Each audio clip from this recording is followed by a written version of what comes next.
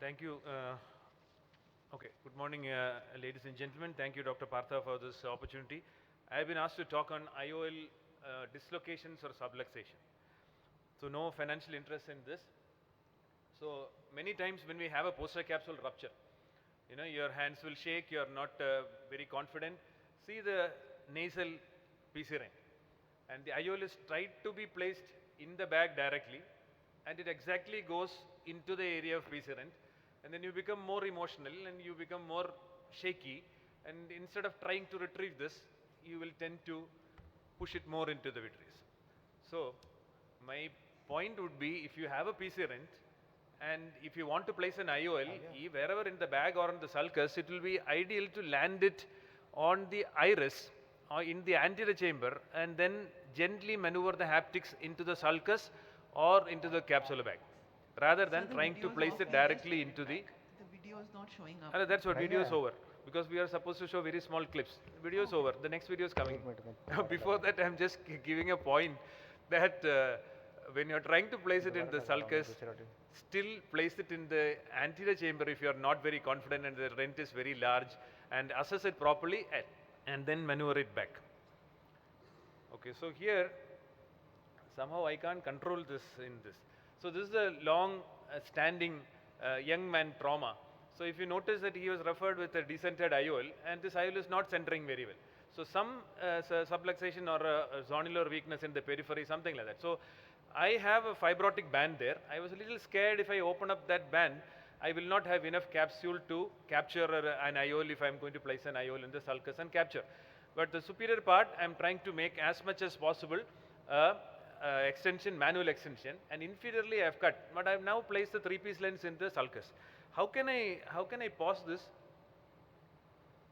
I can't get the cursor here. It's going on to the next one.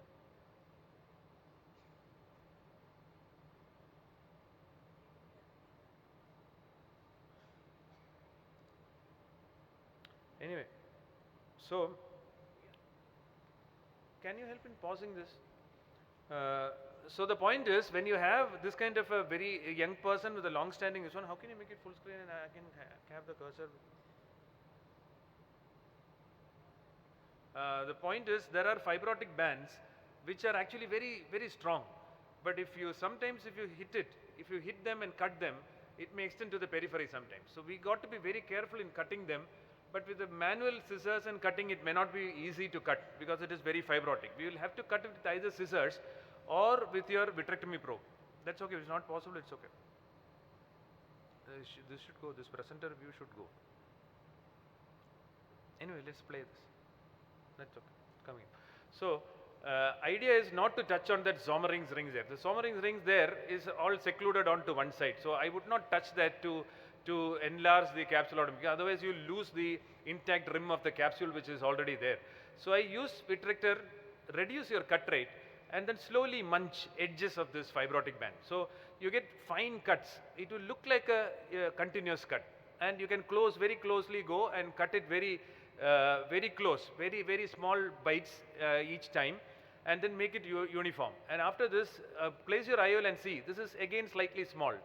So I take a bold decision to go again and cut this, but see, it doesn't cut over to the periphery or it doesn't extend. So it remains very stable. This is the advantage of a long-standing fibrotic capsule. After that, I posterior capture this. So I capture this lens into the opening which I have created on the posterior capsule. Anterior and posterior capsule are all fused. So with the eye movement also, there is no movement. And when you construct the pupil, see both these Purkinje images are overlapping and it is well centered.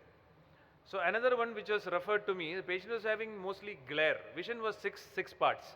Glare was the main issue. So when I constructed the pupil, see the pupil extended or peaked towards one side. There is some fibrotic area there on the iris which is making the pupil peaked.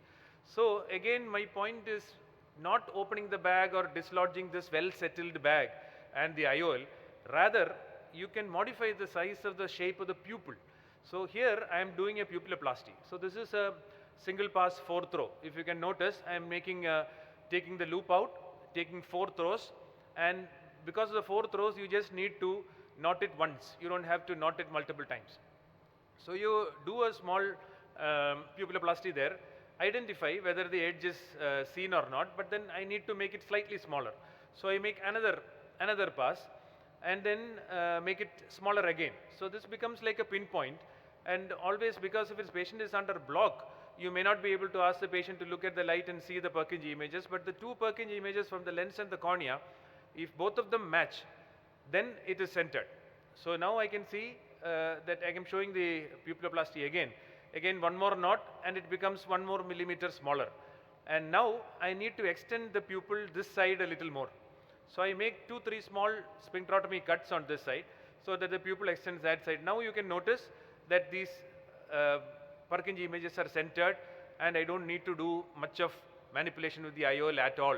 So trying to identify in which way you can best correct the problem of the patient rather than going in for a very drastic procedure. But this case, I had placed, just like I was telling the young doctor there, this is the one which I placed a CTR and left him just like that. It was centered on the table and he came back to me after a few years. And it was all moving in the anterior vitreous, completely moving with the phimosis of the rhexis margin. You can see CTR is in the bag. It's all moving, no zonules, it's just floating in the anterior vitreous. So here I decide to fix it. So create flaps, 180 degree, very important to mark the 180 degree opposite, 2 millimeter posterior to the anterior limbus, take a 27 gauge needle. Now I go underneath the bag complex, the CTR haptic bag complex, and thread the 90 proline, penetrate the bag and bring it out. So one part of the needle comes out, the second pass goes over the bag. So that makes a loop which will hold the CTR and the haptic. And on the similar location, do the same thing on the opposite side, and don't knot the knots completely at one go. Make 1-2 throws and then temporarily knot it, make this IOL centered well, and then constrict the pupil and see whether it is centered. The bag was centered and the rhexis was around 3 millimeters, 3.5 millimeters, and that was enough. That was enough, and touching that will again cause some problem to the bag, and so I don't want to touch that rhexis margin or extend it or whatever. So this will, now I have changed over from Proline to Gore-Tex. That will stay on for life. During our lifetime, patient won't come back with a broken Gore-Tex. But even 90 Proline can break. But if you are making a loop and then you are making a knot under this one, it may not. But if you are knotting it with a 10-0, it is easily possible. In even last week, I saw a 7-year post-op case with broken 10-0 nylon and coming back with the floating lens. So that's it. Anything to clarify? Any questions?